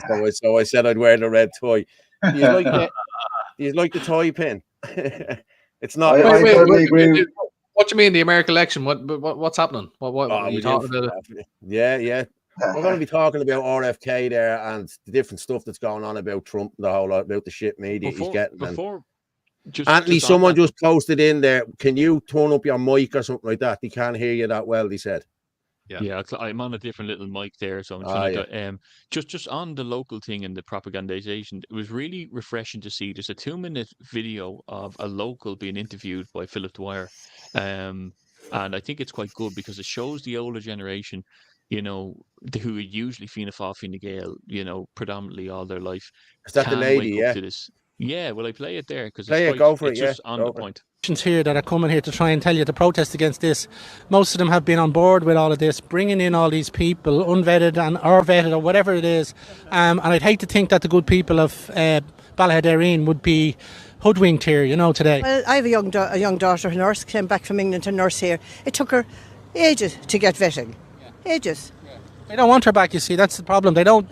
The Australian nurses during COVID, they wanted to come back and they didn't want them back either. Yeah, well, what a big hoax that was. And however, Margaret, have you any political affiliations at all yourself? No political affiliations. And who did you traditionally vote for, can I ask you? I lived in England for a long time. I suppose because my father was in the army and a civic guard later, we would traditionally maybe be Fine Gael. But when you begin to see through and realise they're all the same, they deliver the same thing. We're dictated by Europe anyway, and we have no sovereignty. They're pretending we have, and they're also talking about small communities and input and small people. That's all bullshit. I can see it for years. What do you want to say to the government, the local TDs here? Basically, the people who've been running this country for the last 10, 20 years, what would you like to say to them? Because they will be watching. Well, you put me on the spot now. I need to have a dictionary with me, actually, and I'm not a lexicographer either. I would like to say, don't pretend that you're for the people. You just tell us the truth. You are dictated by Europe. You removed any legislation that protected the most vulnerable, which was the child in the womb. You're introducing euthanasia and many other things besides that. But life begins and ends, and you can't interfere in it. But don't give us platitudes and change language. Don't change language and make us believe that a man and a woman are the same as each other. They're not. They're complementary. Have I said too much? Margaret, it's very refreshing to meet a woman like yourself that is so awake to what's really happening. You're obviously not buying the lies of RTE and the politicians. Well, it's not what RTE tell us, it's what they don't tell us. Yes, lie by omission. Yeah, lie by omission. It's very difficult to get the real truth. There are people in America who make films. Brilliant. Well said. Yeah, I was just going to add as well.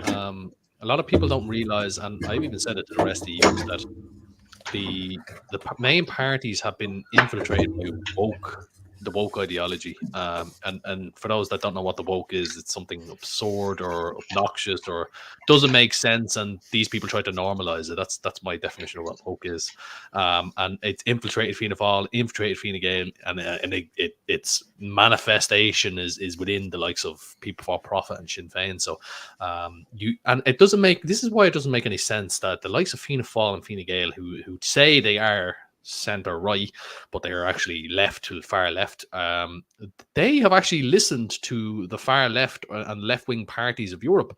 Someone that is completely indifferent in ideology, they've actually went about and said, "Oh yeah, we agree with everything that Europe says." When these guys are, they have completely the opposite ideologies, and they've listened and allowed everything to happen in Ireland.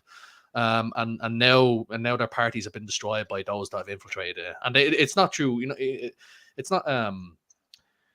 not like deliberately done. It's just it just naturally happens. And I've said it to the Irish Freedom Party as well, including all of yous. If this happened to this party as well, I'd be gone. I'd say screwed a lot of yous. I'm out. I'm not for this. And none of them in their parties. Now, I've actually talked to other even county councillors and other people in different parties, and I said, this, you don't stand for, you say you stand for this, but your party's doing the opposite. And they actually shake their heads and go, oh yeah, I know, but I wish we could change. You leave and form a new party, join a different party, do something. Don't stay in a party where you know your values or what you stand for is not happening, is not manifesting in politics. And it's the same with the voters. You're saying, I traditionally vote for Fianna Fáil. Fianna Fáil are not what Fianna Fáil were. They're completely changed. Same with Fine Gael. They're infiltrated by far left politics, and you're saying, oh yeah, I like the politics and all that. What you like is not what they're doing. And this is the big problem with politics in Ireland.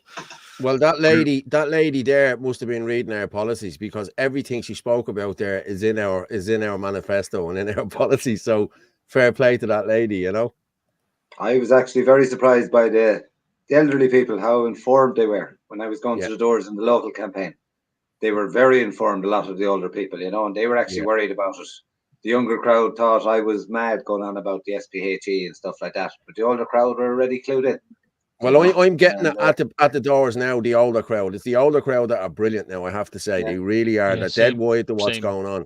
Yeah, same here. That's what I'm going to be honest. I knocked on Friday. No, it wasn't Friday. It was Thursday. I knocked at $300 in one estate. Okay, I'd say I probably got 200 answers at the doors, and every one of them, there wasn't one person that gave out to me. Or now the night before, one person, I'm not saying ran me from the door, but I don't want to. No, use a shit. And then another fella, I was canvassing up. I was up outside the shopping centre last week. I don't know if I told you this. And this guy walked by. He said, "Oh, I'm not voting for him." I said, "Who?" He said, "That Herman Kelly fella. Look at him, I hate him." I said, "That's not Herman Kelly." I said, "That's me." Oh, it's just. He says, I saw the blue suit. He said, "My eyes aren't great." He said, "Give us. I'll have a look." And anyway, and he took the leaflet and off he went. You know. I haven't. I've actually received amazing responses at my one, but the worst I probably ever received was and it didn't make any sense to me. I knocked at a door and this elderly woman answered, and I think I would have got her vote. I said exactly what we stand for, and she was like, "Oh my god, yes." And within about 30 seconds, the daughter appeared out of nowhere and was like, no, and we're not voting for Irish Freedom Party in this household. And I was confused. I was like, well, why not? We had a small discussion. She said she don't agree with some of the policies, and sure, I said that's fine. And she said she made a comment saying, like, you should be more on the left. I said I'm a capitalist nationalist. I wouldn't really be on that side. I think it's a dangerous ideology. And she asked me, what ideology? I said, socialism. I don't like socialism. It's like they want control.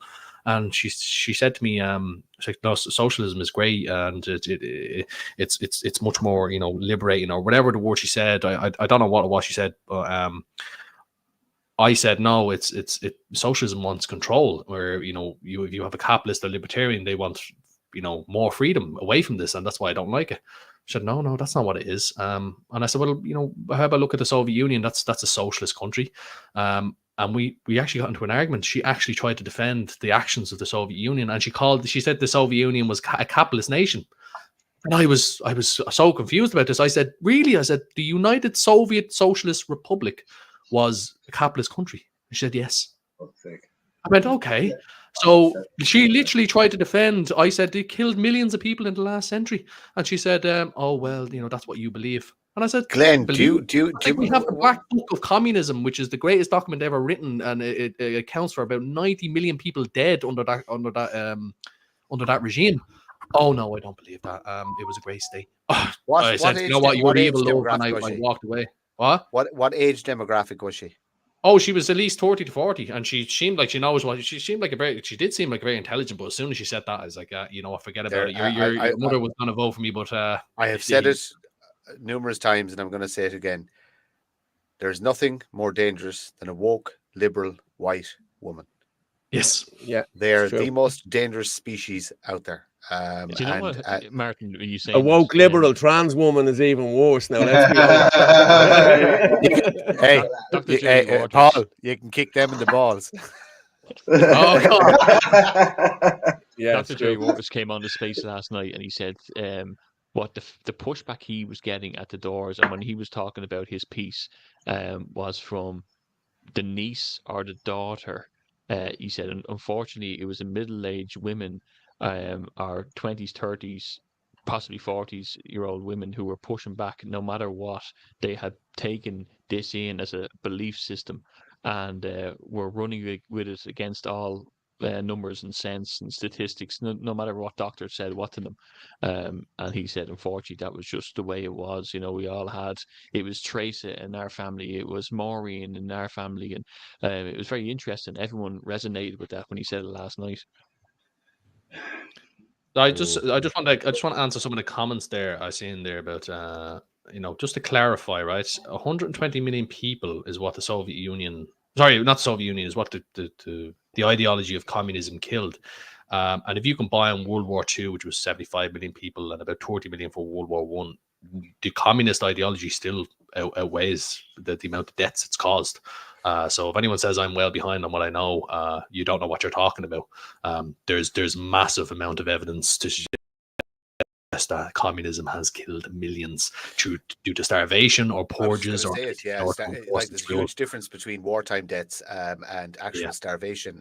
There was the government allowed their populace to starve to death. Yeah. That is like, war is war, you know, and it's the old movie saying war is hell. It is like fucking, but your own government allowing you to starve to death for control. Mao's Great Leap Forward, they called it. Killed millions of people. Yeah, here's zero. I just have a message there. How many did the Americans kill? Nothing compared to what communists did. I just have a message on WhatsApp there. For what died the sons of Roisin? Remember when Sinn Féin were actually a Republican party? Now they're loyalists, EU loyalists. Sinn Féin from Bruno. Thanks, Bruno, for that. Anyone else, if you want to put comments in there too? I'm just going to have to cut myself a little bit short anyway, because I'm still halfway across the country. No problem, mate. You can head off there. Drive ahead of me still. So thanks very much for coming on and getting us on the ground. You're welcome. We'll see you. See you on, Dorn. Thanks, lads. We'll keep you in touch anyway, and I'll chat to you soon. Thanks very much, lads. Grant. Right, I think we'll move on to we'll try a bit of the American stuff. We just want to go with the media about Trump. This is just a couple of minutes, right? We just go with this, how the media are going. By now, most Americans are aware that big media is corrupt and dishonest. Like magicians, they use the art of redirection to lure your attention, then deceive you. As a case study, let's replay this infamous clip from 2017. But you also had people that were very fine people on both sides. To this day, Democrats insist that former President Trump has failed to disavow the racist elements within that crowd. And what did the president then at the time say? There were fine people on each side. There were very fine people on both sides. My God. That's what he said.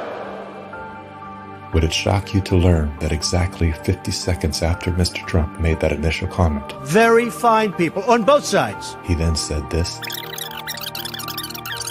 And I'm not talking about the neo-Nazis and the white nationalists, because they should be condemned totally. The fact-checking sites finally debunking Democrats' claims that then-President Trump called neo-Nazis and white nationalists, quote, very fine people. Ask yourself, how did they hide this for 7 years?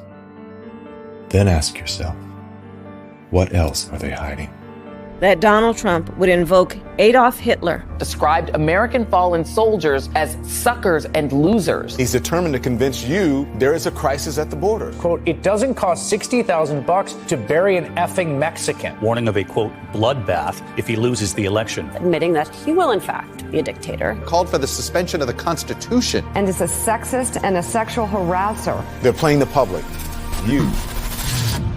If we are ever going to heal as a nation, we must demand integrity from those entrusted as the broadcasters of critical information. Together, we will pull back the curtain to expose and hold accountable every network of deception. Without truth, there is no trust. Without trust, there is no unity. Without unity, there is no United States.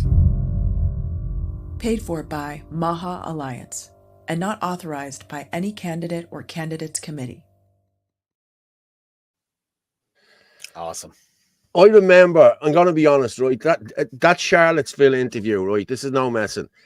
I used to watch CNN. I was never a Trumper, right? I was never a Trumper, right? And I used to watch CNN all the time, and I was watching it, and I thought, there's no way he could be this blatant bad. I know people are saying he's bad. So what I did was I watched the whole video of that Charlottesville thing, right? And I said, wow, that's not what he said at all. And then I started watching One America and Fox and Newsmax. Completely the opposite to what CNN, NBC, and the whole lot of them are talking about. You know what I mean? And it's utter lies. It's bullshit. They're talking about him being a dictator. What his words were, he'd be a dictator for a day just to get rid of the ones that done the dirty on him, more or less. You know what I mean? But Kamala Harris is just spewing the same shit over and over again. And every time someone comes on to CNN, they go, when they're introducing, they go, the twice impeached, the sex offender, the 37 indicted, January 6th, blah, blah, blah. Bullshit. Every one of them. He was impeached, but it was acquitted. But they don't say that. You know what I mean? It's they notice that this is their tactic, is that all they need to do is to get him into the court. They don't care if he loses or not. The fact is he got him to that point. That's all they need for him to lose votes. I just got off recording. I was doing recording with Christian Morris, Christian Morris TV, and there was an American university lecturer on it, and a Canadian guy, who's expat Brit living in Canada. And we actually went in depth into the American election, and actually, funnily enough, Peanut the squirrel is actually going to be the fucking the straw that broke the camel's back. Kamala's back, so to speak. That has caught fire, and for anybody who doesn't know who Peanut the squirrel is, he was an Instagram character. A guy basically found an injured squirrel and mended it back and basically domesticated it. It was his pet, and it had a huge Instagram following. I thought it was a neighbor that actually had ratted him out, but it was actually somebody from Texas, believe it or not. A liberal living in Texas had made the phone call and basically got the New York fucking police to come and fucking euthanize the squirrel. So and there was Fred the raccoon a while back as well. That has actually captured America. This is from an American, and it's an allegory for how bad the Democrats are, that they will actually come to your house and kill your fucking pets. You know what I mean? That tied in with their eating the pets, and then the garbage stuff and the garbage truck and all that. Like Trump won the election about 3 months ago. It's not even debatable. There's no legal mechanism to, and the conversation we had is that the saying they're using, it's too big to rig. We were talking about the integrity of the American election. Although there may be fraud at county level, it's impossible to have enough fraud to actually swing any state because the population is too big. You'd have to have a whole statewide fraud, it's too hard to control. So the only question is, will the system allow him to become president? They've tried to kill him twice. Rumored they've actually tried to kill him 3 times because there was a plane incident as well. So he just wasn't on it at the time. So will the system allow him to become president? Funny you say there's a 15-second clip of this. You can continue, Martin, but just because it's on that point. To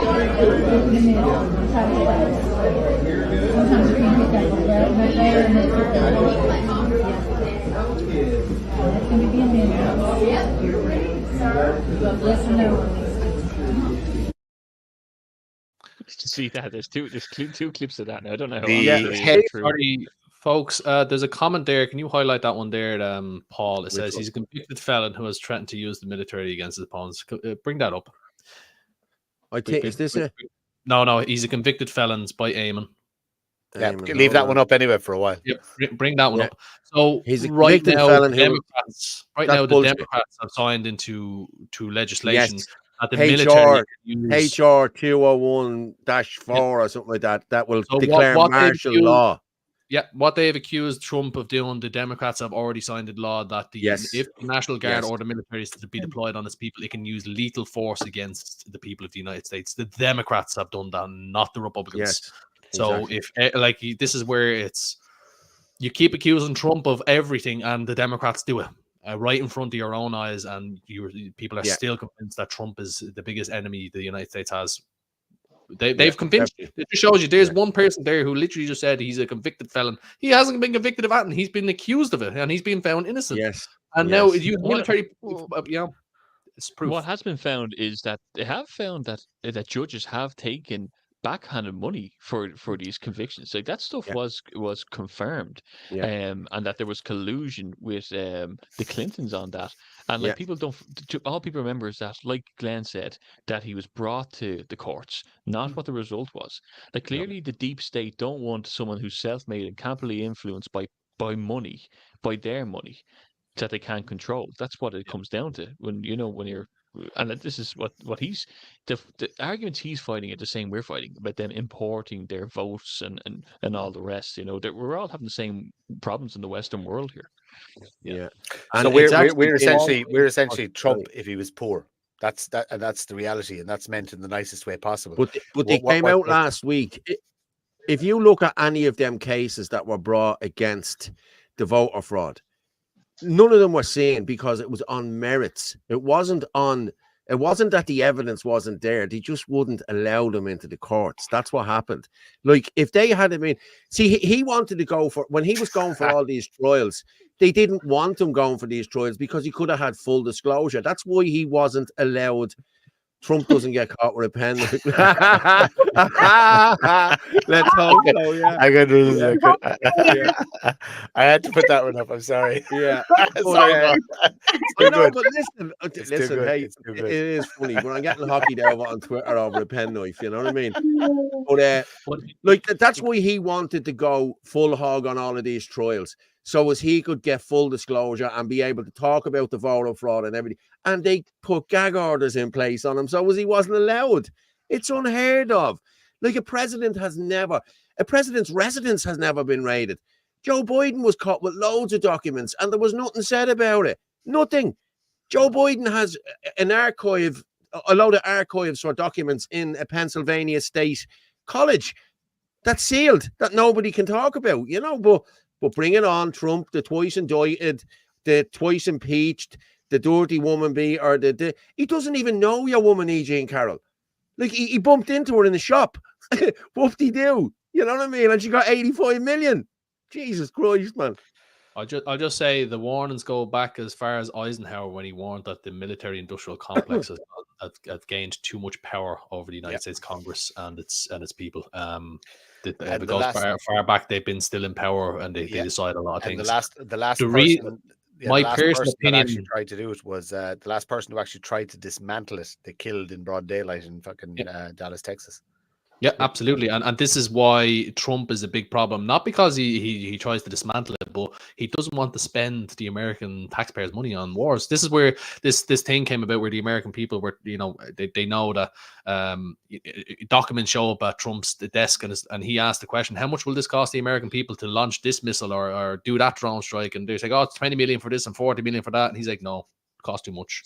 And that's why he's become an enemy, because he doesn't want to spend the American taxpayers' money, and that's why the Americans love him. He actually does the job really good, and the military industrial companies don't like him for that. And he can't be bought. He can't be bought. Real quick, lads. Philip Dwyer is trying to come on there. I'm about to send his number to you, Paul. He's trying to ring in. Can we ring him? He's asking. Okay, hang on. Did you send me? Yeah, you know what's funny about the whole Trump thing as well? Well, Paul's setting that up there. I remember my nan's passed away about 7 years ago. But I remember during the first election, was it 2016? And no, further back than that. When was he first elected? 2016. Trump. Yeah, 16. Yeah, you're right. Okay, yeah. So 16, 20 was his presidency, yeah. they were doing all the propaganda hits, and I was believing it, initially. And I was kind of, who's this guy? Imagine if he gets in or whatever like that. And she had said, no, he's going to be one of the people who push back against the globalist pull in the next 10 years. And so I was kind of like, I don't know about that, but I completely, like, it took me a few years to realize that all the Netflix documentaries and all the rest are all such. You can see it with the celebrities coming out to endorse Kamala. I'm very disappointed Eminem stood up and did that. So am I. But, you're joking. He didn't. Yeah, he did. I did. Oh, after all. Sorry. All You do realize that Eminem has come out and said that he's embarrassed about being white and he wish he could kill himself because he's white. Yeah. Well, that says it all. Sorry, I mean, come on. And bear in mind about Trump as well. He knows all about the child trafficking as well, and he's been trying to put a stop to that and highlight what's going on. You think it's bad? If you look at Trump's record in 4 years, there was something like 876 arrests for child trafficking in his 4-year tenure, and if you look at Barack Obama's 8 years tenure, there was 4 arrests. Yeah. 4. And if you look at that woman, Ali Carter, I don't know whether anyone follows her on TikTok, but she is coming out saying she was child trafficked in the White House by Obama, by P. Diddy, the whole lot. And your woman's gone missing now as well at the moment. Your woman Wright, what's her name? Wright, that's doing all the talking about it. She was on Piers Morgan. Jaguar Wright, I think her name is. She's gone missing. Nobody knows where she is. And Diddy's security guard died under mysterious circumstances last Saturday. So you're joking. The guy that alerted everybody, the heavy fella, the big guy, his ex-security guard, He did. And this whole Liam Payne thing as well. Yeah. I was watching a video last week. Liam Payne was found to have 25 injuries on his body, which is not consistent with a fall. If you fall, you thump. You don't, unless you're grabbing and you're banging your arms and everything else. You know what I mean? But no. Paul, you hear about Paul Walker, and he was about to release a documentary on the pedophilia in the Hollywood. In Haiti. Like this, and these people go, like some people hear about it, like what they were planning on doing. Other celebrities know this is so deep, the whole celebrity world. They reckon anyone who's anyone in the celebrity lifestyle now is complicit with what's going on because it's all in their parties and they get promotions through all these big companies and like it's like, and they can't come back from this now. This is why it seems so crazy, this election run up, because it's like everyone's backing their horses on this, and it's kind of like, well, if they fall through, how are they going to go back on this?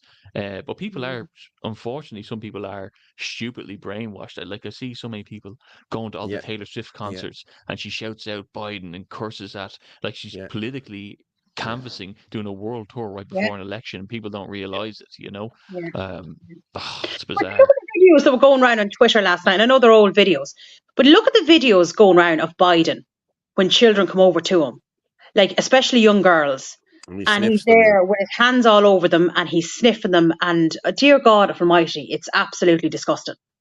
Like, and it's there, it's all on video. It's clear to see, Okay, I'm going to just play. We were talking there a minute ago about how it's going to be captured, the election in America, right? I'm going to play this video here from Redacted. Now, it's 5 minutes long, but it's well worth a watch now. So we'll give it 5 minutes there and we'll come back. We've been saying on this show now for more than a year that Trump will likely win in a landslide, but that the deep state will never allow him to be inaugurated as president of the United States on January 20th. The CIA will not allow it. The very same group of people, of course, who doesn't want him to become president because he's going to defund them largely and put them out of business. And now we're hearing from the deep state that the deep state is preparing for martial law in the United States in order to prevent Trump from becoming president. He'll win the election, clearly, by a landslide. It's seemingly was what's about to happen. But January 20th rolls around. This is how you can keep Congress from getting him into the presidency. They're already setting ballot boxes on fire in Oregon, Washington State, in the swing districts where Trump is polling very, very strong. Overnight, Clark County, Washington, had another ballot box set on fire. This in addition to the ones in Vancouver, Washington, and in Oregon. This is the United States of America. You look at this, you'd be like, oh, that's probably happening in some third world country right now. No, that's the United States of America. Setting ballot boxes on fire in swing areas where Trump is polling really well and doing really well. This is the tolerance, right? This is the tolerance we talk about. Hundreds of ballots up in flames. These areas that were hit in blue states are currently polling very well for Trump. They are swing counties. This is why Clayton and I today were like, we have our ballots. We're like, are we going to mail these? Or are we going to go in? No, we're going in physically. Yeah, because and we want to I don't trust it. Yeah. I know. Let us know what your plan is. If you've already mailed it, how do you feel about that? Because, well, two things. One, I want a sticker to wear around all day. Right. And then also, I just don't trust it putting that ballot in the mail anymore. Let me know how you feel about that. So one way or another, they're trying to stop him right now. Either it's burning the ballots or something else. This is why we just said, we're going on election day to the polling location, voting in person. I mean, you guys do you. I mean, it's up to you. And I'm certainly they're pushing it over. I think the numbers overnight are about 45 million Americans have already voted. 45 million Americans have already voted. And they thought their ballots would be safe. Mm-hmm. They drop them in these ballot boxes. They're like, I'm doing my good for the country. Until you see the local news and you're like, wait a second, that's the exact ballot box that I dropped mine off in. Right. And they're all up in flames now. Yeah. Chad MC says, I'm voting in person. Yeah, let us know in the comments what you guys are planning to doing. Meanwhile, deep state whistleblower, former State Department cyber expert Mike Benz is warning that they will not let Trump move back into the Oval Office, even if he wins in a landslide. Watch. So is your sense that on, say, January 20th, if Trump does win clearly in the election, is your sense that on January 20th, Trump will be inaugurated or no? This period between November 5th and January 6th is going to be extremely intense. If Trump wins, my sense is that you will see street paramilitary, left-wing / never Trump, right even potentially. You're going to see this sort of summer 2020 style riot force start to break out on the streets. The media is going to portray them as pro-democracy groups who are protesting the illegitimacy of the Trump Electoral College victory. So that's going to shut down the country. It's going to start terrorizing people. It's going to start preventing people from being able to communicate. You're going to see pressure put on the social media companies, extreme pressure put on by the Justice Department, put on by the advertiser networks. You're going to see this crisis response. It's going to feel like this country is, it's going to feel like the day after January 6th for 2 months if Trump does indeed win the Electoral College, in order for them to prime the pump for their extraordinary actions on January 6th. Oh, hell. I mean, Mike Benz, further elucidating this point, says those astroturfed, race-based street protests will be framed as organic. Wow, they just came out of nowhere. They'll be spontaneous pro-democracy demonstrations, just as for all of our CIA-backed rent-a-riots are abroad. The media will inflate this frame, and it will give cover for Congress to block Trump's win on January 6th, 2025, and then not be able to take office in late January at the inauguration. Kyle Seraphin, friend of the show Kyle Seraphin, former FBI whistleblower, also saying this today. He said, how interesting about Mike Benz sees the same potential that me and the Suspendables have been talking about in our group chat. Y'all ready for the next couple of months? Now, Kyle's referring to Garrett O'Boyle, these other FBI whistleblowers who came out and had their lives ruined after they blew the whistle on how corrupt the FBI is. Garrett O'Boyle specifically, had his life, upended because he told the truth about what the FBI was doing, a weaponizing of the DOJ and going after conservatives, going after Catholics and prayer meetings and so forth. So they've already been talking about it. They know what's coming. And now you have confirmation from Mike Benz saying this is exactly what they're planning. And so you can start to see this, right? You can start to see the organic street protests. People are taking to the streets. They're upset that Trump won. They're upset. There's going to be like anti-race. There's going to be these these organic, race-based street protests. Yeah, it's terrifying, and you know exactly the game plan. So just be aware of the game plan. This is what they're going to do. Well, there you have it. I've just been on to Philip there. Now he can't come on now this evening, but he will come on again with us. But he was just saying how he has something coming tomorrow, so yeah, should be good. So we'll watch this space. But he couldn't come on tonight. He's actually out with people now at the minute. So listen, he'll come on again. But there you go, martial law in the US. That's what's going to happen here. It's crazy, isn't it? Yeah. And they've already wrote this in. This has been brought into legislation through the Congress and the whole lot. Like they've signed this off. that he can attack American people. I don't mean to put a bit of a smile on everyone's face, but there's, I've seen a lot saying, "Oh, they're going to cheat the election," and I was like, "Yeah, they probably are."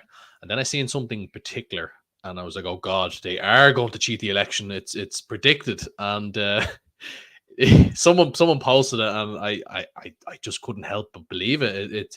It's one of the Simpsons episodes where Lisa is oh my God, is president, and she's wearing exactly what Kamala Harris is wearing. and she's saying we've inherited a massive debt after Trump and all this. I was like, oh no, it's true. Yeah. So if the Simpsons have done it, Trump is exactly. Oh, if the Simpsons has it on, then it must be true. Oh my God. Oh, God. I couldn't believe it. So yeah, that's there. Did you see Glenn, did you see the AI where people are saying who won the election, and it's saying that it hasn't happened yet, and then they say the date is March 2025. Who won the election? It says there was a victory for Kamala Harris in the recent elections. And people are like, "What is that?" Now it's on the internet, so I don't know how honest it is, but it's interesting to see. Well, I'm just gonna play one here. Sorry, I'm gonna play one here. RFK's commitment, if he does get in, if Trump does get in. So we played this, only a minute long. What is happening to our children? I saw this happening, and I began writing about it, and the media rose up and silenced me in 2005. And nobody would talk about it. The doctors wouldn't talk about it. The pediatricians wouldn't talk about it. The scientists, the government officials. And people warned me, if you keep talking about this, you're going to destroy your career. And I was stunned by this. And for 19 years, since 2005, I spend 30 minutes praying every day when I get out of bed. And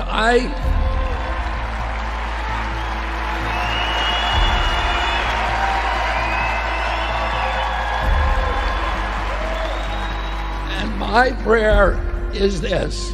I ask God for 19 years to put me in a position where I could end the chronic disease epidemic and bring health back to our children.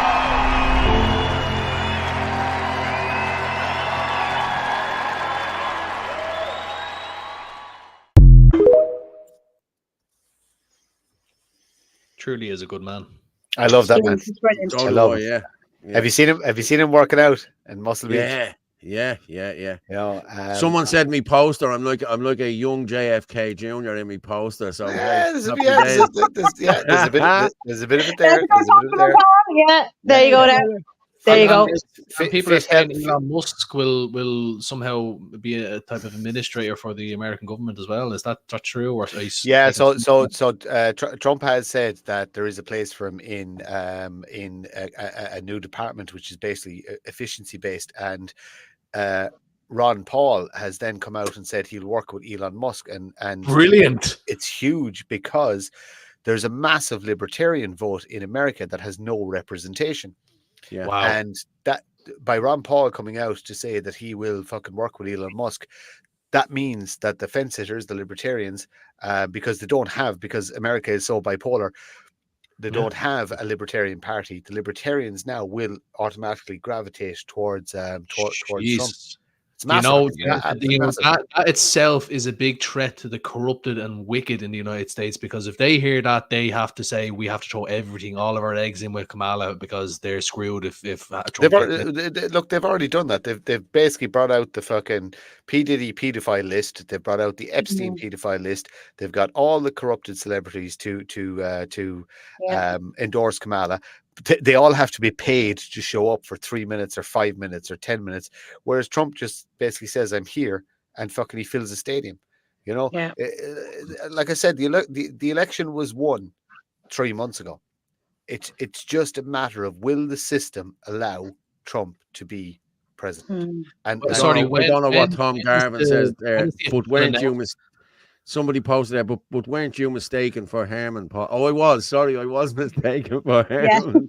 Yeah. I'm actually going to start a charity thing. I want to see fucking Herman and Paul Fitzsimons working out. What's the equivalent of Muscle Beach in Dublin? Dollymount Beach. Yeah. I want a push-up competition between the two. Oh, Lord God. I'll win. I'll win all day long. Herman's taller, but I've probably better body. Yeah. I'm like you, Martin. I'd be a rugger bugger. You know what I mean? I have the shoulders. Do you know what? I got a new job. I'm actually fucking fitter than I've fucking been in. Fucking, I've lost a ton of weight, but I'm fucking. I'll be honest with you. Do you know what happened to me? You know Listen, that Glenn? Do you remember that picture you sent me? Oh yeah. Oh yeah, Glenn, I'm almost there. I'm at the fucking- you have a lot of viewers here, and if they, you know what, just be careful because they be texting me. Fucking, I'm gonna listen. I'll do it for charity. Do the calendar. We do the calendar. It brings us money. Like I'm sorry, Martin, you just have to suck it up. Like, do you know what I mean? For the nationalist movement. I was telling. For I was good just cause, telling. I'll do anything. I was telling Anthony before we come on. I don't know what we're talking about.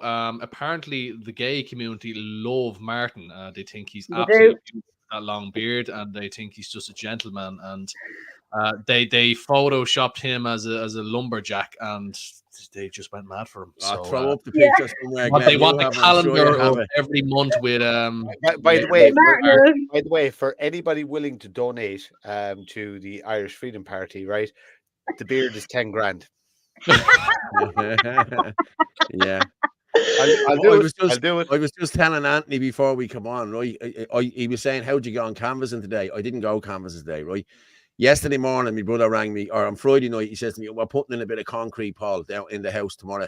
Will you be here at 8 o'clock? I said, I will, yes. And next thing, the phone rang at 8:30 yesterday morning. And he said, where are you? Oh, I said, shit. So I jumped in the Jeep, headed over. So I got there by 9. We done all the stuff we had to do, and then I had to wheelbarrow in the bleeding stuff from the ready mix. Oh, I got up this morning, man. I couldn't get out of bed. Me back, me arse, me legs. I couldn't move. I'm just sitting here. If I had to walk now, I'd be Donald Ducked. But Jesus, I was in an awful state, and I have to take my hat off to Davey, my brother. He does this day in, day out. You know what I mean? He's a good lad. Fair play to him, because I wouldn't be able to do it day in, day out.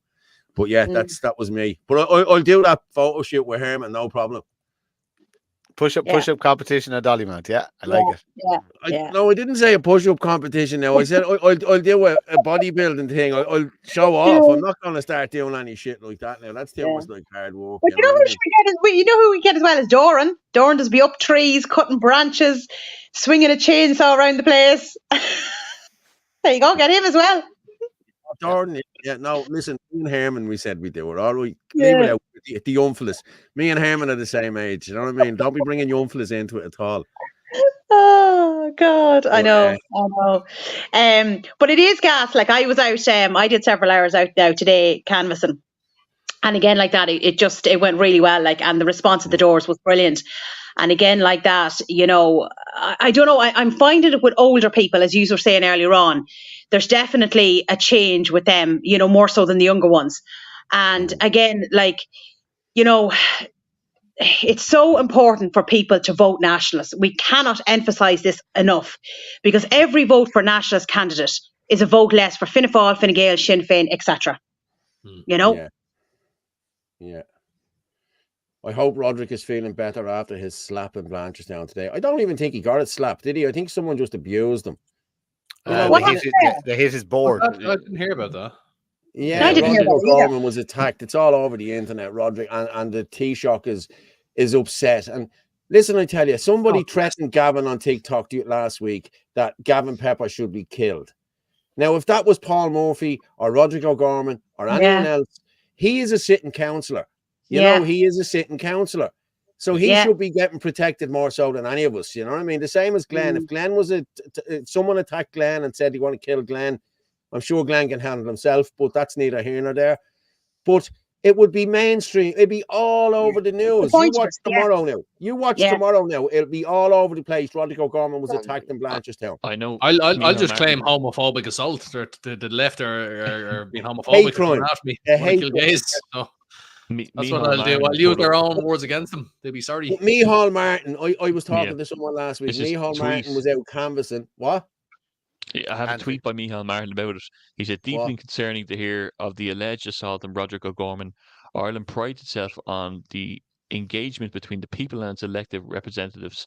There should be no violence or fear of violence when engaged in democratic process. Yeah, it's disgraceful. Like, you know what I mean? But yet, no word about what happened to Gavin. Like, do you know what I mean? Like, it's just, and he's a sitting councillor. Traumatized and recovering from alleged assault. Yeah, Fianna Fáil. I'm sorry, did he actually get physically physically assaulted, or he just got abused? That was it. Yeah, Fianna Fáil, Fine Gael, Sinn Féin, Labour, Social Democrats, People Before Profit, and anyone else who has harmed this country over the last 15 years should be terrified walking on the streets. Should be terrified for what they've done. We are the people. Yeah, we're in charge, not them. They have caused harm to us. They have harmed me. They have harmed my children. They should not be able to walk the streets unaccountable. It's as simple as that. Everyone agrees with you. If you are willing to put your face and name, like you, Anthony, Orla, Glenn, and Paul, if you're willing to put your face and brave enough to put your face out there to say that I am willing to stand up for the people, and you betray the people, you also deserve not to walk the streets safe at night. Yeah, and that's that is the tightrope that you, when you're a public representative, that is the tightrope you walk. If you do not represent the people who elected you to work in their best interests, then you will feel their wrath. And a politician getting his notice or his poster or his whatever he was holding slapped, that's nothing compared to what's coming if you do not choose. And this is addressed out to, because there's going to be some people here watching who are feeding back to the government. This is addressed to the government. Change your tact.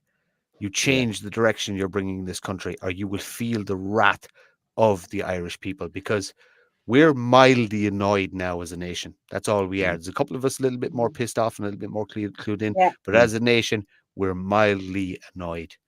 We had a civil war the last time a government essentially betrayed the people, or we couldn't decide in what direction the country was going to go. That will happen again if the people who are elected, and remember, you're elected, you're put there by us. If you choose to harm us, you will suffer our wrath, and that is a reality. And well said, needs to be said. We amassed 350,000 troops because of a treaty. So that's and somebody who is changing that tune is Mary Lou McDonald. Okay, she was on News Talk yesterday talking about you're not allowed to put people into working class areas. Listen to this.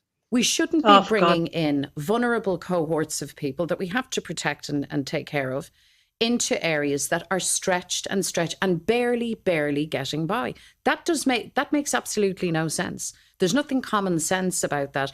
And in fact, it sets up people for conflict, in my opinion. So I think with the much more thoughtful approach and a rules-based system that's properly resourced and is efficient and the rules are applied, I actually think we can manage this. But have you identified alternative communities then? Have you identified postcodes that you have in mind that would be better alternatives then? Well, our position is you can identify, Zara, the communities where it shouldn't go. So, I mean, they're not hard to find. You can walk around Dublin. But that leaves you with nowhere to send people. Not every community or district experiences poverty or lack of services to the same extent. They don't. I mean, our educational system, the DESH system, for example, recognises that we don't all experience Irish life in a singular way. So is it then your contention that there are simply better heeled areas that might have hotels that might be available that the government just isn't pursuing? Well, to repeat, I would prefer that nobody is staying in a hotel. I don't think hotels. But in the short term, there's no other place to put them. I think there are areas that are better service, that have stronger resources. And they're not being used for what reason? Well, you might ask those that have made the decisions. I presume those local hoteliers just aren't interested in that trade. Well, there you go. Well, now there you go. Did you hear that? She's changing her tune now, but she wasn't. And what I just want to get this out as well. We were in court on Thursday for the verdict of the Coolock Says No, the original group. We brought the injunction. And the judge portrayed the three plaintiffs. He portrayed the three of them as racist, bigots, and told lies in their affidavits, which couldn't be further from the truth. Yeah. Like we were in the court the week before, where Townby and Paul Collins were proven to be telling lies. They committed perjury, and the judge did nothing about it. The judge sort of reared up on them, but that wasn't brought up. Okay, and then the judge started talking about costs this and how much costs of this and that, trying to frighten people from doing these sort of injunctions. But what I will say is, people, don't be afraid. If you want to bring an injunction, you bring the injunction, because it's the only way to stop these. Like Coolock, Crown Paints in Coolock is riddled with asbestos. It's in the roof, it's in the pipes, it's everywhere. And without an environmental health assessment, that won't be going ahead. They have to get an environmental health assessment in there.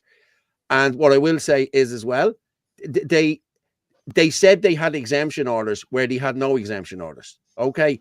They were found out to be telling lies on that as well. But we'll talk about that in more detail on another show. We'll probably do a midweek show about this, because I want to get the people on. I want to try and get the plaintiffs on to talk about this. But we're up again on the 2nd of December, I think, to see is this going to go ahead. But we didn't get the interlocutory injunction. But that was only because of the judge, the way he carried on and said, Justice Holland, I think was his name. Listen, he's doing the same with Patrick McGreal, and Patrick McGreal is doing great work as well. So watch this space. We'll see what happens. Okay, God, go from there, guys. Yeah. Jesus, you have to laugh at Mary Lou. God almighty. Whatever way the wind is blowing. Now you have it. Now you have it. Yeah. Sinn Féin are traitors. And I keep saying that, right? And I'll be honest with you. Yeah. I have a brother that doesn't talk to me now. He says hello and goodbye. That's it, because I keep calling Sinn Féin traitors. And he told me that. I spoke up in Coolock here a few months ago, and I let Sinn Féin are traitors, and the crowd all said the same. And my brother rang me dad and he said, "Oh, Dad, you better tell Paul to stop calling Sinn Féin traitors." You know what my dad says to them? Well, they are fucking traitors. So that's it. Paul's not going to stop. And I'm not going to stop. I'll keep calling them out. They are traitors. Yeah. She's under threat of losing her seat from Malachy Stevenson and Claire Daly. Both of them are going to, like, the three of them are going to go after. Like there's a lot of people that will vote for Mary Lou, that will vote for Claire Daly. And then the nationalists will end up abandoning Mary Lou and going towards Malachy. So if do you not think it was very coincidental that Gerard Hutch came out on the Saturday and said he was running in the area, and then boom, Monday he was arrested in Spain on all sorts of charges? Yeah, you know, come on. A lot of people have you know, we've had it on this chat before. A lot of people don't realize that there's plenty of people in the inner city that will gladly vote for Jerry Hutch over Mary Lou, and that's So. Yeah. Go on, Anthony, you were going to say? Oh, yes. I don't even know. Yeah, like, look, the tide. We were saying this earlier on. The elder people are turning and realizing what's going on now, and they're our voters. So that's what's important as well. I think it's a numbers game as well, and this is. I have to give a shout out here to not just boots on the ground for myself, but for Orla, for Glenn, for Paul, for all the nationalist candidates and independents who are running in their constituencies now. Nobody knew. I've knocked on about 500 or 600 doors in the last 48 hours. Nobody knew who the party was, bar one person today. But everybody agreed with the policies once I said it to them. Everybody agrees that the kids cannot afford to have a future in this country. Yeah. Everybody agrees that the statistics of crime rates gone through the roof. Everybody agrees that the working class has been left out, that the more you earn, the less benefits they're given to you. Carers are being left out, teachers. Everybody agrees with it once you take the time to talk to them. So the numbers game is what's important here. If I have one extra person with me, I hit twice as many doors on my few hours out there. If you have 3 or 4 people with you, again, that's the same. This is how we have to win this vote, and we have to win this vote. It's like the Trump thing we were talking about there. Like, honesty has to win this vote, and nationalism has to win this vote. I'm saying it has to because, like, I know, like, if it wins, then we set up a whole different scenario for the next 15 years in this country. And that's what it's about. It's about the foundations have to be built now. But we need, look how many people are listening live. It says, I know there's over 1,000 now, Paul, isn't there? Like, more, there's 2,000. 2,000, yeah. If there was enough people to give out a few hours to their local nationalist candidate, just give them a dig out for a few hours. It's amazing how many doors you hit in 3 hours, but that's what we need. We're 4 weeks to do this, and that's the big push, the big crunch. So whoever's near you, I had a guy travel from Tullamore today. I think he was with you also, Glenn. Yeah, and you know, I had these people getting on trains. Lisa gets on a train nearly every week, every few days. Yeah, you know, there's people really dedicated to the cause. I have friends and family members who are begging to get out with me. My father, and it doesn't matter which nationalist candidate, whoever is running in your area.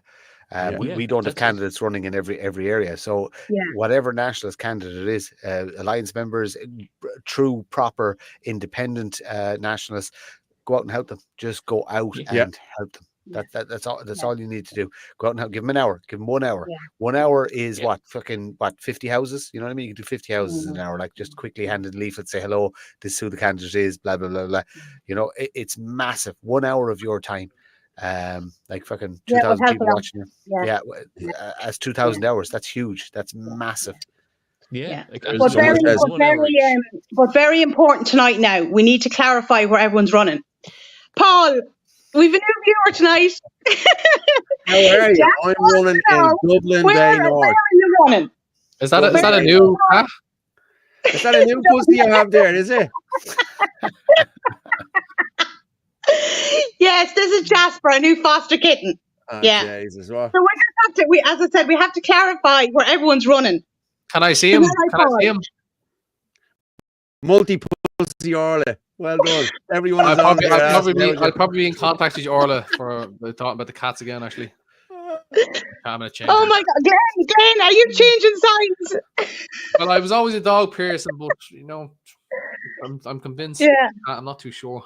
Someone's posted there, vote and transfer for Irish Freedom Party, A&T, National Alliance, Independent Order, and anti-woke independence. Independence. Which is true. I had that conversation today with people about independence. I'm going to pull one thing out of that fucking context. A2 are close enough to actually form a nationalist government with us. I do not trust independent Ireland. No, I actually I believe that the next government is going to be Fianna Fáil, Fine Gael, and Independent Ireland. Independent Ireland sold a crock of shit.